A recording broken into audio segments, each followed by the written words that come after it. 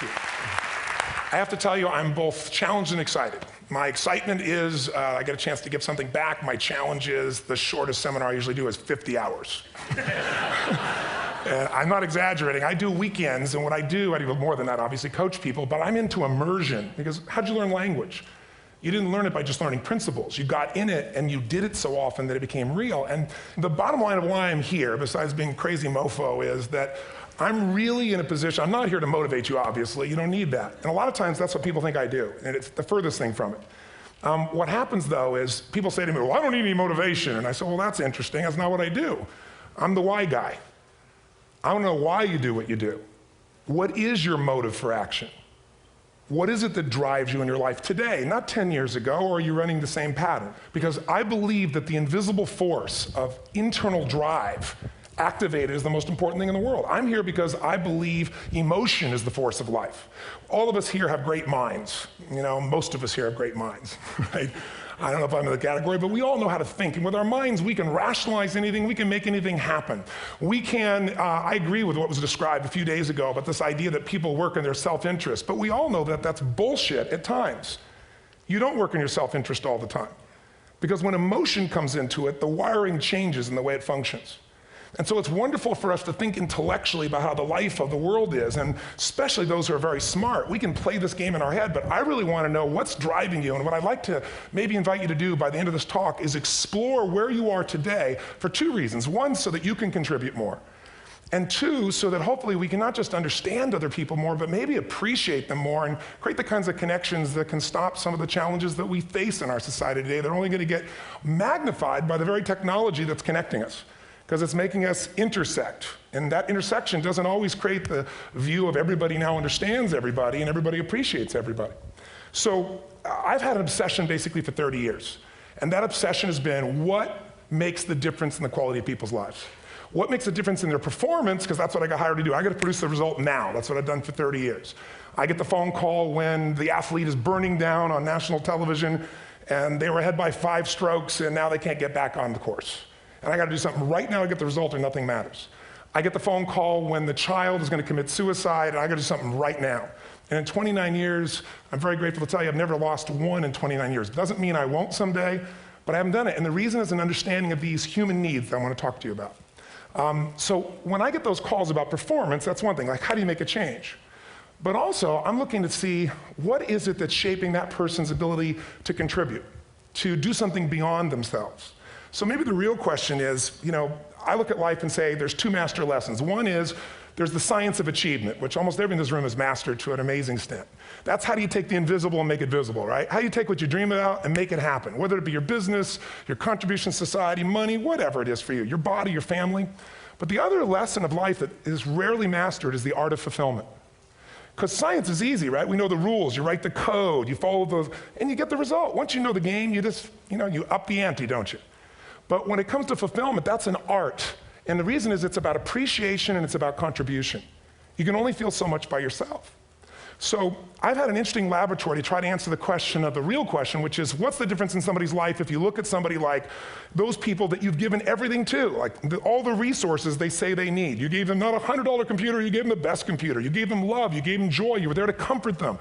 And those people very often, and you know some of them I'm sure, end up the rest of their life with all this love, education, money, and background, spending their life going in and out of rehab. And then you meet people that have been through ultimate pain, psychologically, sexually, spiritually, emotionally abused, and not always, but often they become some of the people that contribute the most to society. So the question we got to ask ourselves really is, what is it? What is it that shapes us? And we live in a therapy culture. Most of us don't do that, but the culture is a therapy culture. And what I mean by that is the mindset that we are our past. And everybody in this room, you wouldn't be in this room if you bought that theory, but most of society thinks biography is destiny. The past equals the future. And of course it does if you live there. But what people in this room know, and what we have to remind ourselves though, because you can know something intellectually, you can know what to do and then not use it, not apply it.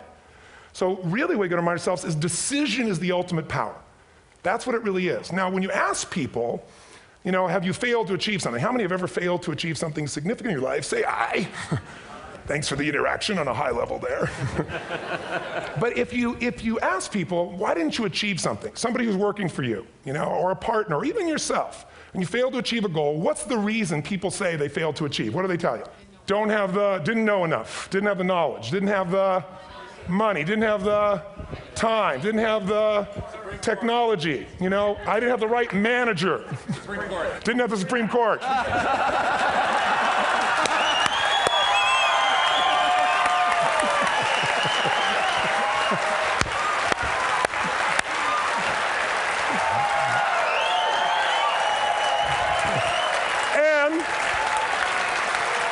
And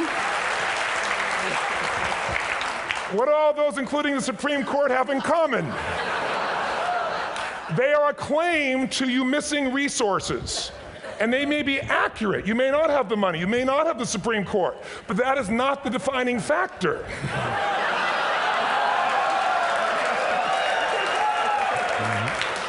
And you correct me if I'm wrong.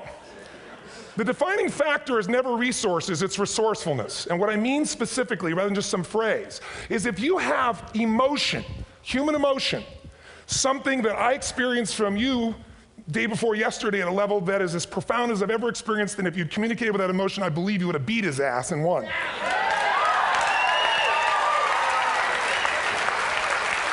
But how easy for me to tell him what he should do.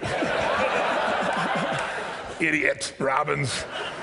But I know when we watched a debate, at that time, there were emotions that blocked people's ability to get this man's intellect and capacity and the way they came across to some people in that day. Because I know people that wanted to vote in your direction and didn't, and I was upset. But there was emotion that was there. How many know what I'm talking about here? Say I. So emotion is it, and if we get the right emotion, we can get ourselves to do anything. We can get through it. If you're creative enough, playful enough, fun enough, can you get through to anybody, yes or no? If you don't have the money, but you're creative or determined enough, you find the way. So this is the ultimate resource, but this is not the story that people tell us, right? The story people tell us is a bunch of different stories. They tell us we don't have the resources, but ultimately, if you take a look here, flip it up if you would. They say, what are all the reasons they have in common? We've said that. Next one, please. He's broken my pattern, that son of a bitch. But I appreciated the energy, I'll tell you that. What determines your resources? We've said decisions shape destiny, which is my focus here. If decisions shape destiny, what determines it is 3 decisions. What are you going to focus on? Right now, you have to decide what you're going to focus on. In this second, consciously or unconsciously, the minute you decide to focus on something, you've got to give it a meaning. And whatever that meaning is produces emotion. Is this the end or the beginning? Is God punishing me or rewarding me, or is this the roll of the dice? And emotion then creates what we're going to do, or the action. So think about your own life, the decisions that have shaped your destiny. And that sounds really heavy, but in the last 5 or 10 years, 15 years, haven't there been some decisions you've made that if you made a different decision, your life would be completely different? How many can think of one, honestly? Better or worse? Say I. So the bottom line is maybe it was where to go to work and you met the love of your life there. Maybe it was a career decision. I know the Google geniuses I saw here. I mean, I understand that their decision was to sell their technology at first. What if they made that decision versus to build their own culture? How would the world be different? How would their lives be different? Their impact. The history of our world is these decisions. When a woman stands up and says, no, I won't go to the back of the bus, she didn't just affect her life. That decision shaped our culture. Or someone standing in front of a tank. Or being in a position like Lance Armstrong and someone says to you, you got testicular cancer. That's pretty tough for any male, especially if you ride a bike. Right?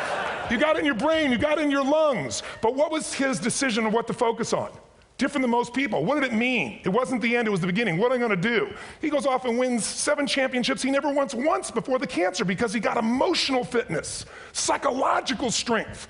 That's the difference in human beings that I've seen of the 3 million I've been around. Because that's about my lab. I've had 3 million people from 80 different countries that I've had a chance to interact with over the last 29 years. And after a while, patterns become obvious. You see that South America and Africa may be connected in a certain way, right? Other people say, oh, that sounds ridiculous. It's simple. So what shaped Lance, what shapes you? 2 invisible forces, very quickly. 1, state. We all have had times. Have you had a time you did something and after you did it, you thought to yourself, I can't believe I said that. I can't believe I did that. That was so stupid. Who's been there? Say I. Have you ever done something after you do it, you go, that was me. Right? It wasn't your ability, it was your state. Your model of the world is what shapes you long term.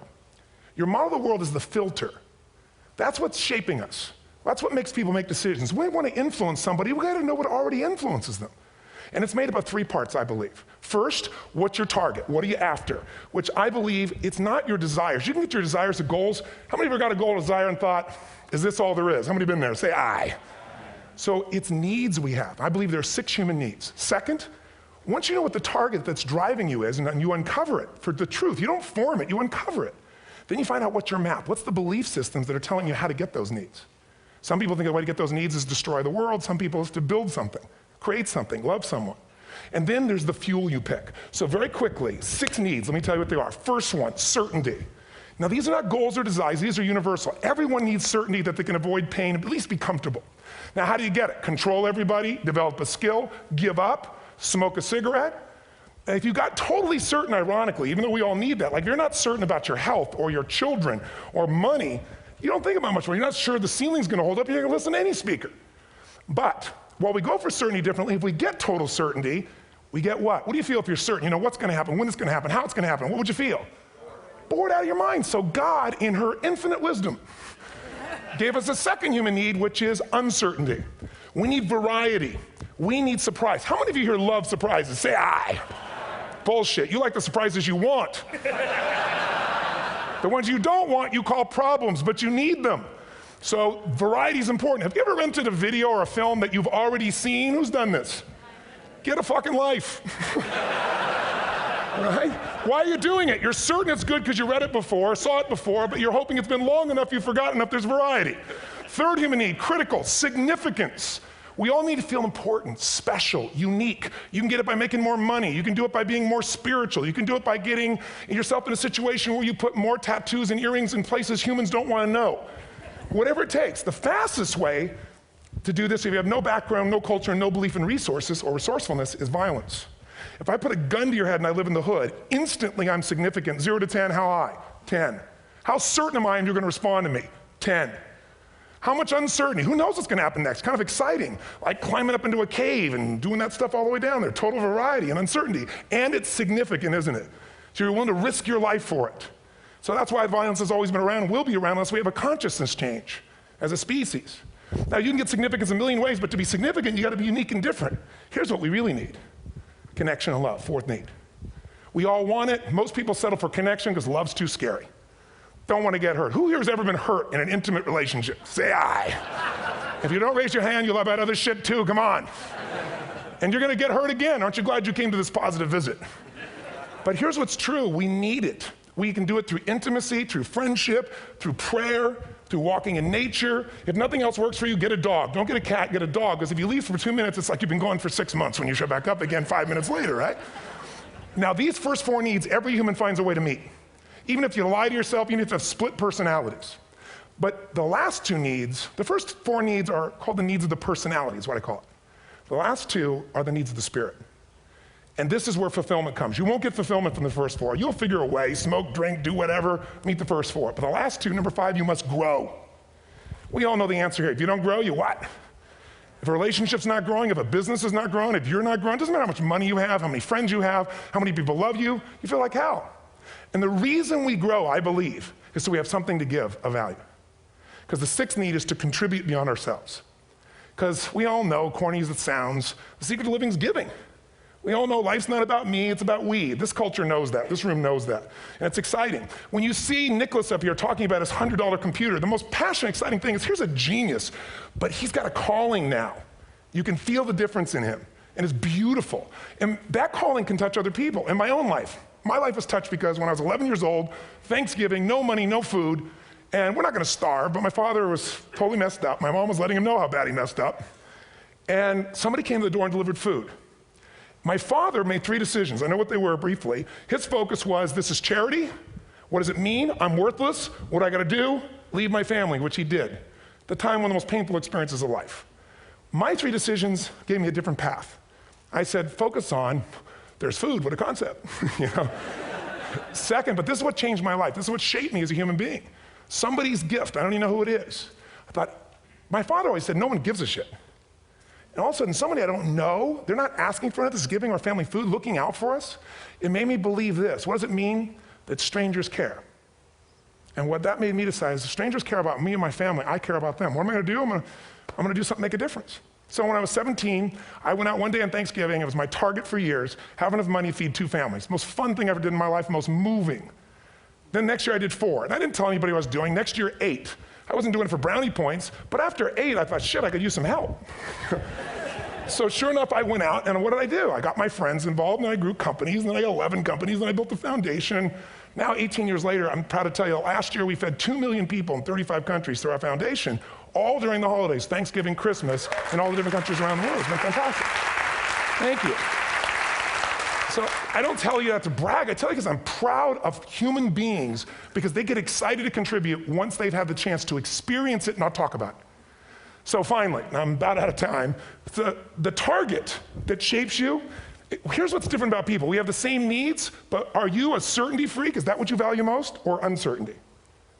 This man here couldn't be a certainty freak if he climbed through those caves. Are you driven by significance or love? We all need all 6, but whatever your lead system is tilts you in a different direction. And as you move in a direction, you have a destination or destiny. The second piece is the map. Think of that as the operating system tells you how to get there. And some people's map is, I'm gonna save lives even if I die for other people, and they're a fireman, somebody else says, I'm gonna kill people to do it. They're trying to meet the same needs of significance, right? They want to honor God or honor their family, but they have a different map. And there are 7 different beliefs. I can't go through them because I'm done. The last piece is emotion. I say one of the parts of the map is like time. Some people's idea of a long time is 100 years. Somebody else says is 3 seconds, which is what I have. And the last one I've already mentioned that felt you. If you got a target and you got a map, and let's say, I can't use Google because I love maps, and they haven't made it good for Macs yet. So if you use MapQuest, how many have made this fatal mistake of using MapQuest at some time? You use this thing and you don't get there. Well, imagine if your beliefs guarantee you can never get to where you want to go. The last thing is emotion. Now here's what I'll tell you about emotion. There are 6,000 emotions that we all have words for in the English language, which is a linguistic representation, right? It changes by language. But if your dominant emotions, if I have more time, I have 20,000 people or 1,000, and I have them write down all the emotions that they experience in an average week. And I give them as long as they need. And on one side, they write empowering emotions, the other is disempowering. Guess how many emotions people experience? Less than 12. And half of those make them feel like shit. So they got 5 or 6 good frickin' feelings, right? It's like they feel happy, happy, excited, oh shit, frustrated, overwhelmed, depressed. How many of you know somebody who no matter what happens finds a way to get pissed off? How many know somebody like this? Or no matter what happens, they find a way to be happy or excited. How many know somebody like this? Come on. When 9/11 happened, and I'll finish with this, I was in Hawaii. I was with 2,000 people from 45 countries. We were translating 4 languages simultaneously for a program that I was conducting for a week. The night before was called Emotional Mastery. I got up, had no plan for this, and I said, we had all this fireworks, I do crazy shit, fun stuff. And then at the end I stopped, and I had this plan I was gonna say, but I never do what I'm gonna say. And all of a sudden I said, when do people really start to live? When they face death. And then I went through this whole thing about if you were gonna get off this island, if 9 days from now you were gonna die, who would you call, what would you say, what would you do? One woman, well that night is when 9/11 happened. One woman had come to the seminar, and when she came there, her previous boyfriend had been kidnapped and murdered. Her friend, or her new boyfriend, wanted to marry her, and she said no. He said, if you leave and go to that Hawaii thing, it's over with us. She said it's over. When I finished that night, she called him and left a message, true story, at the top of the World Trade Center where he worked, saying, honey, I love you. I just want you to know, I want to marry you. It was stupid of me. She was asleep, because it was 3 a.m. for us, when he called her back from the top and said, honey, I can't tell you what this means. He said, I don't know how to tell you this, but you give me the greatest gift, because I'm going to die. And she played the recording for us in the room. She was on Larry King later. And he said, you're probably wondering how on earth this could happen to you twice. And he said, all I can say to you is, this must be God's message to you, honey. From now on, every day, give your all, love your all. Don't let anything ever stop you. She finishes, and a man stands up and he says, I'm from Pakistan, I'm a Muslim. I'd love to hold your hand and say I'm sorry, but frankly, this is retribution. I can't tell you the rest because I'm out of time.